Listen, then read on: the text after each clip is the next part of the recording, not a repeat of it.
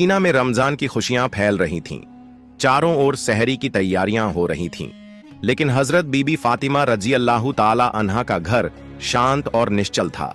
हजरत फातिमा रजी अल्लाह ताला अन्हा पूरी रात इबादत करने के बाद रोजा रखने के लिए सहरी खाने आगे बढ़ीं, लेकिन देखा कि घर में एक बूंद पानी के अलावा कुछ भी खाने को नहीं था। उन्होंने थोड़ा पानी पिया और अल्लाह से दुआ करते हुए कहा, ऐ अल्लाह, मैं यह रोजा तेरी ही रजामंदी के लिए रख रही हूं।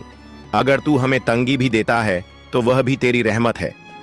जैसे ही यह दुआ खत्म हुई, मस्जिद ए नबवी से फजर की मधुर अजान की आवाज गूंजने लगी, जो मानो पूरे मदीना को इबादत के लिए जगा रही थी।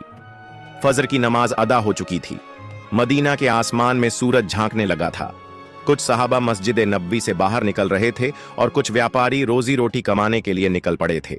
इसी बीच हजरत अली रजी अल्लाह ताला अन्हु भी काम की तलाश में घर से बाहर निकले। इधर जैसे जैसे सुबह आगे बढ़ रही थी, वैसे वैसे भूख की तड़प भी बढ़ती जा रही थी। हजरत फातिमा रजी अल्लाह ताला अन्हा ने भी तो पानी के अलावा कुछ नहीं खाया था, फिर भी वह घर के एक कोने में बैठकर अल्लाह की इबादत कर रही थीं।